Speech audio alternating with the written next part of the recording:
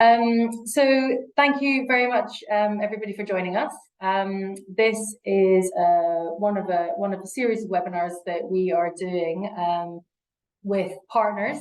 So we are at Dragon Argent. Firstly, to introduce myself, I am Jenny, and I'm the managing director here at Dragon Argent. We partner with fast growth small businesses. So we provide advisory, legal and accountancy work to enable our clients to grow. One of the things which is really important to us is actually that in order to enable our clients to grow, we know that there's plenty of experts that know all sorts of things that we definitely don't. So we seek partnerships with companies like that to bring some of their expertise, which hopefully then will be of use to our clients and to anybody else along the way. So I'm delighted to introduce Blair. So Blair is from one of our partners called Seedling. So would you just like to introduce yourself? Hi everyone. So I'm one of the co-founders at Seedling. So we're a climate action platform designed for SMEs. So we help SMEs to measure, reduce, and offset your carbon footprint. Traditionally, that's been done by kind of environmental consultants using Excel and PDF. The process has been quite inaccessible and expensive. So we use technology to make the whole process for SMEs a bit more accessible and tangible. So we have clients that range from a few employees to a few hundred employees. Perfect. So one of the reasons that we are doing this webinar is because lots of our clients are small businesses. We are a small business. We've got 25 employees. And as small businesses, it is really hard to know quite where to start with some of these topics. Every day is rushed from pillar to post, managing all sorts of different things. So there's often, very little time, very little budget to focus on things like this. So if you could start, Blair, please, by telling us kind of the basics, like what is environmental sustainability and why does it matter to small businesses? So I think at a high level, at the most abstract, environmental sustainability for businesses just means recognizing that as a business, your activities, your operations, the things that you purchase, all have an impact on the environment. So it's looking to measure that impact and minimise the negative aspects and maximise the positive. That's quite a kind of high level overview. I guess you can also frame it in terms of the specific problems within that tend to come up. So the main one is obviously climate change. So there's a climate crisis. We are committed as a country and globally to reducing emissions to quite ambitious levels by 2050. So SMEs have a huge part to play in that. So SMEs account for about 50% of all of the business emissions in the UK. So have a huge role to play in meeting the targets for emission reduction. So that's on the climate change side, but it is a bit broader than that. So it also encompasses things like, as a business, how are you managing your resources? How are you managing your waste? Also things like the kind of natural world, the landscape, degradation of nature, species loss. All of those things kind of feed into the E side of ESG. So climate change is probably the most pressing element of that, but it isn't the only one for you to think about. That stat with 50% one when we were chatting before is pretty stark. Yeah. So I remember back, and this is definitely showing my age a bit now, but I remember a long time ago when I was a trainee at one of the big UK banks, and I spent a bit of time in the corporate sustainability team, as it was then, and I spent a couple of days in one of our offices counting how many people use the stairs compared to the lift. And nowadays ESG is that's now the acronym compared to CSR, and without going down the world of acronyms, how do you see the environment has changed, how the whole landscape has changed, and where do you see it going? Yeah, well, I think maybe 10, 15 years ago, the environment was maybe considered a bit of a niche interest, so it wasn't particularly mainstream. Businesses that were taking it seriously and implementing best practice were probably in the minority, and it was usually driven by passionate people within companies, passionate founders, people who had kind of a pre-existing interest in it rather than it being driven by external factors. I think over the past 5 years, the main change has been that it's kind of moved from something that's driven internally by individuals, in the case of businesses, to something that is more often driven by kind of external market pressures. So the kind of things that come up quite a lot around why businesses start taking sustainability seriously are things like trying to differentiate. So obviously within consumer markets, sustainability is a huge trend. Also within B2B markets, it's becoming more important. So a lot of our clients come to us because they're going through a tender process, and they've all of a sudden been asked for a carbon footprint and a carbon reduction plan because they're supplying the public sector, they're supplying large corporate. So those are the sorts of businesses where maybe they wouldn't have had that trigger point in the past, but that's now really flowing through over the past few years. It's also become quite important for recruitment. So particularly if you have a young workforce, there's a lot of survey evidence around younger employees in particular making decisions about where they want to work, partly based on the kind of environmental and ESG credentials of the business. It's not necessarily going to be the thing that swings it in every case, but if an applicant has two very similar offers, in many cases they will look at company values and what they're doing on ESG and use that to make a decision. I guess finally on that, there's also the investor landscape. So if you're an SME looking for investment, over the past few years, it's become much more common for investors to first of all look at what kind of markets they're interested in on the basis of ESG. So there's been a huge rise in ESG investing, but then specifically during the due diligence process, actually building ESG into that and asking for things like, what's your carbon footprint, what are your environmental policies. So businesses going through that process will again, and this might not have happened 10 years ago, will again be asked what they're doing on the environment. So there's a whole range of pressures external to SMEs which are kind of flowing through over the past few years, and that's led to a big increase. Yeah, I think it is interesting because if I think back to my experience in the work world, it was definitely driven by people who were really passionate about it. Yeah. Whereas now, one of the other elements of it, which you touched on there, is about how it links with cost efficiencies as well. So can you tell us a little bit about that side of things? Yeah, of course. Well, small businesses, we are slightly I think the main one that's obviously quite topical at the moment around inflation is energy prices.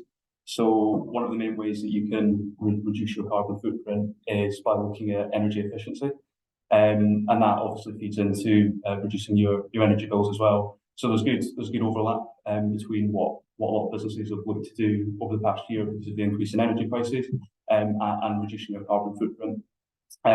Another example is if you're a software business, then much of your emission profile will be based on your usage of cloud services, so the servers that power your application.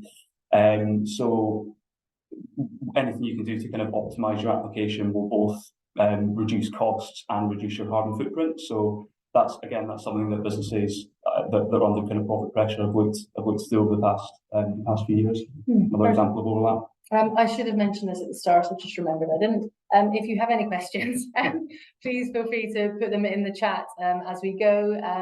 Otherwise, we've got a couple more things that we're going to talk about now, but then there'll be plenty of time at the end where we'll open it up to questions. Sorry, should have said that at the start. So it's grown a lot. The whole kind of landscape rather has grown a lot and is both useful from a kind of purpose point of view, but also from a cost and efficiency commercial point of view. So what do you see as like the opportunities when you look forward? Yeah, well, I guess the main opportunity at the moment that I think about it is that because climate change is such an urgent pressure, it's sparked a lot of people into thinking about the environment. But as I kind of touched on at the start, it's not the only element of thinking about your impact on the environment. And I think now that a lot of people have kind of been brought into adopting a mindset where they're thinking about the environment because of climate change, they're also becoming more interested in other issues like biodiversity loss, protection of natural landscapes in a way that they might not have done in the past. So all of our resources, well, most of our resources at the moment are kind of focused on solving the climate crisis and reducing our emissions. I think once that's successful, you'll have a lot of people still wanting to think about the environment in a way that wouldn't necessarily have happened in the past. So I think we'll see it moving from less to do with kind of harm prevention and preventing climate change, and more towards actually helping to restore elements of the environment that have been neglected, like biodiversity and landscapes. Yeah, so it just shares a sort of puts a wider spotlight on wider other issues. Yeah. Now, what about regulation? So we are a regulated law firm. Obviously, this is not in the SRA's remit.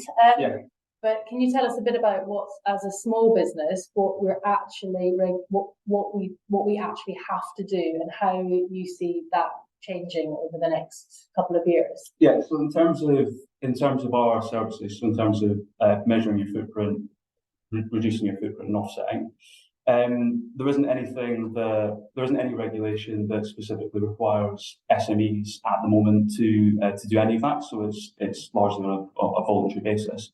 But that doesn't mean that regulation doesn't have an effect on SMEs. So the first thing to say is probably that the kind of threshold for the way in which regulation applies to businesses are always being extended. And so a good example of that is the CSRD in the EU. So that's a kind of a broad reporting. What does it stand for? The Corporate Sustainability Reporting Directive. Yeah, so I'll try and avoid that. So that is currently replacing a piece of legislation in the EU which is in force. At the moment, around 12,000 businesses in the EU, so just the very largest businesses, are required to report their operational emissions alongside a bunch of other things. So now that's being replaced with the CSRD, and it's massively extending the scope of reporting across the EU. So it's going from 12,000 businesses to 50,000. So pretty much, most businesses over about 250 employees will have to comply with it.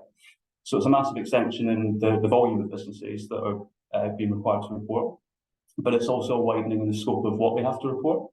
And this is where it really will affect SMEs immediately. So previously, businesses in scope of the regulation would have just had to report their operational footprint. So that's again getting into kind of technical language, but the scope 1 and 2 emissions of a company. So that's just emissions that arise from assets that they control, so their office and their fleet. Now they're under the CSRD, they'll be required to report on their scope 3 emissions. So that is, for most businesses, the majority of their footprint, and that covers their whole value chain. So it covers things like procurement, it covers things like the way that customers use your products. And the way that that's going to affect SMEs is that if you're supplying a large business within the EU who has to comply with the new regulation, they're going to be asking you for information about what you're doing on sustainability. They'll need information about what your footprint is so that they can feed that into their own scope 3 reporting. So that in the EU is a good example of where a regulation isn't directly applying to SMEs yet. But the thresholds are being lowered. So if you're right at the threshold, then you should kind of prepare to have to comply in the future. But even if you're not anywhere near the threshold, if you are supplying a business that does, then you're kind of by proxy required to comply by information. What happens if you are supplying? So, for example, you're a skincare business, and a small skincare business with a few people. You then are supplying somebody else, a hotel or a selection of spas or something, and then they are then supplying somebody else. How far down does it go? I mean, it would cover all that, so that would all be covered within the scope 3 emissions of the companies that need to report. Yeah. Okay, so it's a deep. So it's, I mean, scope 3 effectively covers the entire value chain of any particular business. So everything upstream and downstream. So that in that case would include the skincare business. Okay, so if you are while I mean that is quite a big change, and that could feel probably, if you're in those shoes, slightly terrifying. So how, before I ask some tips about what businesses can do, Can you tell us a bit about Seedling and what you do and how you help clients, like using that beauty company as an example, sure. What you actually do for them to help them meet the requirements they may have? Yeah, sure. So our core product, the first thing that all of our clients do is to complete the carbon footprint. So that's the first step in the process is to get an idea of where you stand. So we use technology to make that as easy as possible for businesses. So we have a carbon accounting engine. So we ask you to input the information that's relevant. There's a kind of questionnaire that you fill in and specifies all the information that you need to input. And that covers everything from your kind of internal operations. So things like if you've got an office or a factory, then this would be your scope 1 and 2 emissions, so any kind of heating that's used on premises, and the electricity that's used on premises, air conditioning. There's a few other things that go into that, but it's all kind of laid out in our process. And we also cover everything within scope 3, so that would include things like business travel, the goods and services that you procure, things like distribution to customers. So if you in the case of the skincare business, the methods that you use to get your product to market effectively. So there's we have a methodology that helps businesses through that process and makes it a bit more intuitive and easier for them to do. But we're not just a software business, so we support throughout the process and help with the kind of data gathering. So if there's any questions that clients have, then we're always there to answer. And we also support with some elements of the data gathering. Like for example, a big part of many of our clients' footprint is through employee commuting and business travel. So we help with an employee survey that we basically formulate on behalf of the client, give them a link to send out to their employees fill it in, and we do the analysis. That's a big bit of time that the clients would have to go through, so we take that burden off. So there's ways throughout the process that we help. And then when you do that initial measuring, and then say you come out with 3 or 4 big areas where there is room for improvement. Yeah. Then presumably you stay in to help. Yeah, exactly. So once the results come in, we can identify where the hotspots are. It doesn't take very long for us to produce the results. Once you've inputted the information, we check it over to make sure nothing's missed, and then our engine calculates it. So we identify the hotspots, and there's usually a list of kind of a top 5 or a top 10 where it would make sense to focus. For a business in the services sector, it's usually within scope 3, so it's things like business travel, employee commuting, remote working, and your supply chain. So when we've identified those areas, then we work with you on a bespoke basis to put together a carbon reduction plan that you can implement as an organisation, and that'll set you on a pathway to net zero effectively. So you mentioned remote working there. How does that? What is the impact of that? Yeah, so remote work is really interesting because I think there's a bit of a tendency to think that if you're an entirely remote business, then obviously you're saving on the emissions of commuting. Yeah. So that must be a good thing. Yeah. But you have to kind of balance that with the fact that a lot more people are working from home and using electricity in the home and using heating in the home. Yeah. That wouldn't have otherwise happened. So what the right balance is actually differs depending on often where the business is. Yeah. So if you're a business in central London and you have an office and most of your employees are commuting using the tube, that's actually pretty low emission compared to a lot of businesses around the country where people are driving 10, 20 miles individually. So actually, in a lot of cases, businesses in London are better off lighting and heating a single office space that everybody can come to on a kind of consolidated basis, rather than having lots of people heating their homes and creating additional emissions that wouldn't have happened otherwise. Whereas for a lot of our clients where we're based in the West Country, they're often driving quite far between different towns and villages to get to their offices. So in that case, the balance is actually the other way, and actually from an emissions point of view makes sense for them to move to more of a remote working model. So it really depends on where the business is, and often as well how employees are commuting commuting into the office. In London, it's usually by tube or by cycling. If you've got lots of employees using electric cars and hybrid cars, then maybe the balance shifts. It is something that kind of needs to be looked at on a bespoke basis once you've done your footprint to quite a granular level. Yeah, that sounds. I get the train. I walk and then I get the train. Yeah. It's like walk train. So having done these footprints for lots of different clients, I know you've worked with some really big ones, a couple of groups of investors, some smaller ones, in all sorts of different industries. If there were a couple of things that people could do today, what would they be? Well, I think so.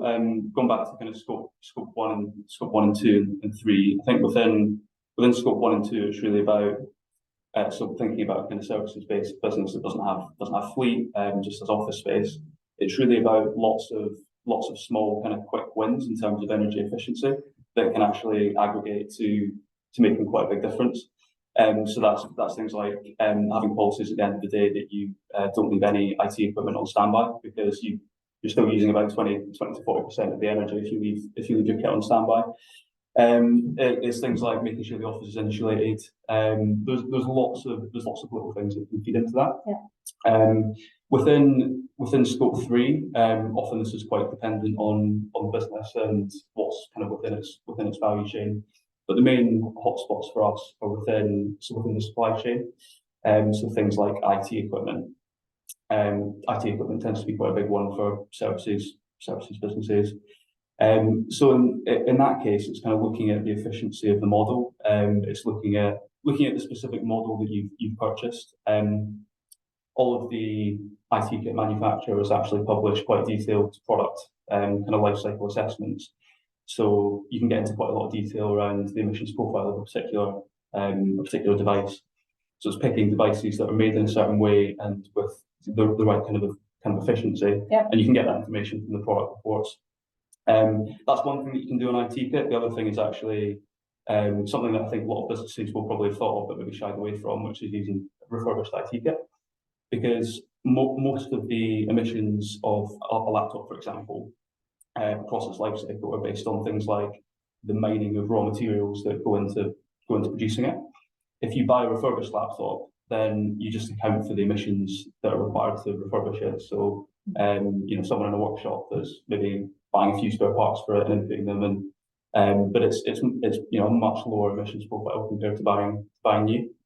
There are some challenges around refurbished laptops not having the same kind of lifespan, which is obviously that needs to be balanced with kind of obvious financial issues.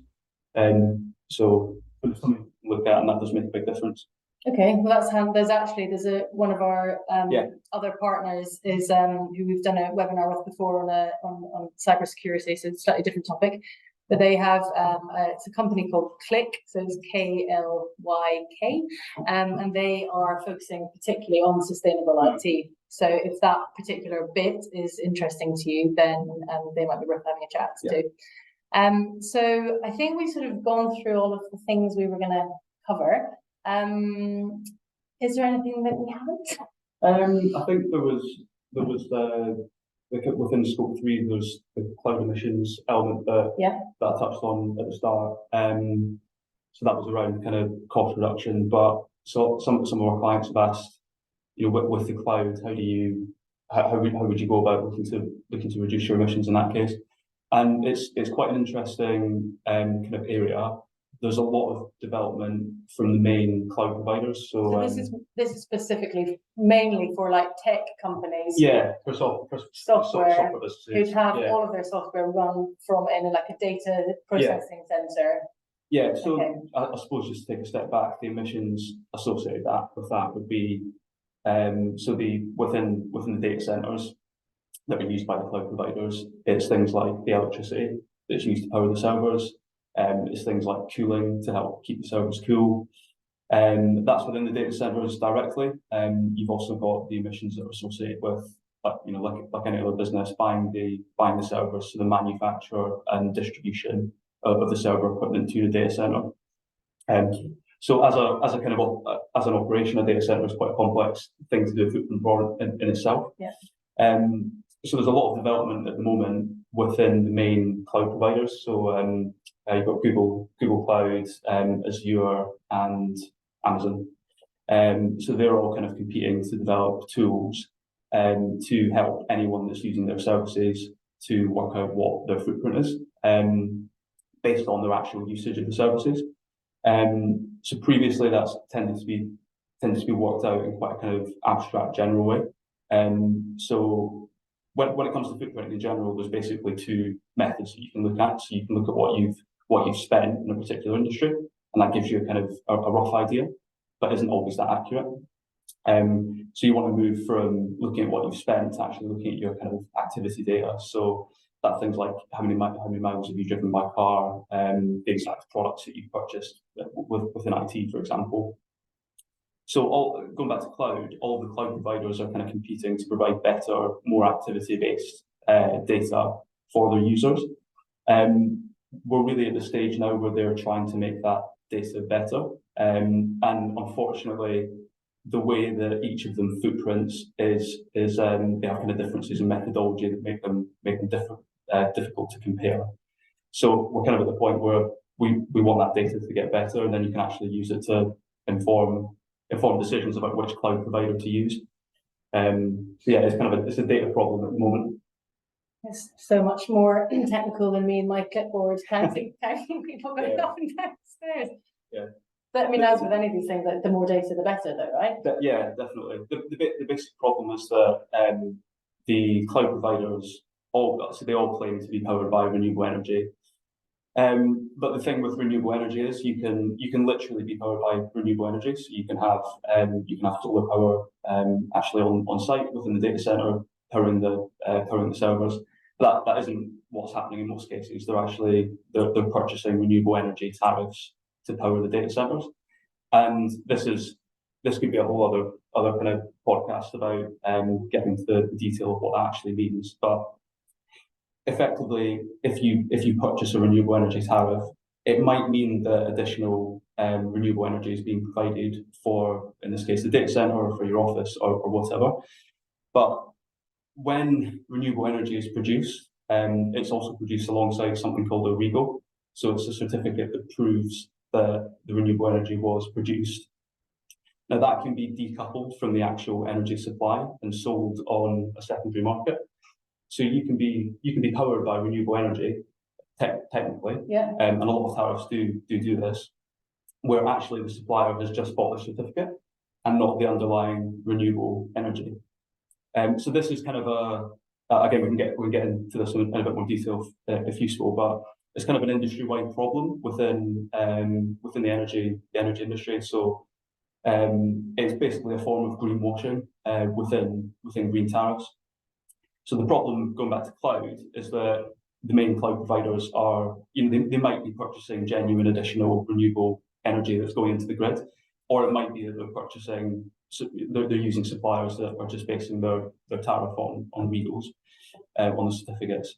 And that's why at the moment we don't have the data to actually work out what's happening within that, because it's quite, it's opaque.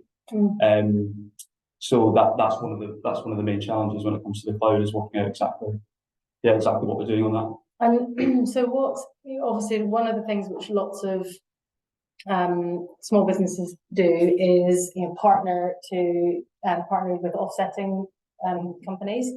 So buy 10 of something, then a tree is planted. How does that follow through into all the carbon footprinting? Yeah, so I think for offsetting, I think it's the first thing to say is probably that it should just be seen as a bonus, really. So best practice is to look at what you're doing internally first. So measure your footprint, look at the hotspots, set reduction targets, worry about the impact that you're having first. But it is a really useful way of businesses having an additional impact, because no business at the moment can reduce their footprint entirely without effectively going out of business. So it's a really good way for any business to have an additional impact or an additional positive impact on the planet, and also on other areas. So the offsetting projects that we facilitate on the platform, we also track the additional co-benefits that each project has. So that feeds into things like economic development, social development, support with other environmental aspects like biodiversity. and that can all be framed in terms of the UN's Sustainable Development Goals. So yeah, it's a great way of businesses both having a kind of additional impact on carbon emissions, but also meeting kind of wider ESG goals. Okay, perfect. Well, thank you very much. Does anybody have any questions for Blair? If not, we will leave. Well, in terms of getting in touch, if you want to speak to Blair afterwards, we will share the recording of this and any contact details, and let people introduce themselves and make contact that way. I don't think there's any questions. All right. So let's take it that was very comprehensive and answered everybody's questions. Okay, well, thank you very much all for joining us. We are doing a few more webinars with other founders of other really interesting partner businesses of ours, all in the hope that this just brings a different area of something really interesting. Both you understand the context of it, and theory, but also arms everybody with some practical tips that they can go ahead and go away and do. So enjoy the rest of your lunch breaks, and hope to see you at the next one that we do. Thank you.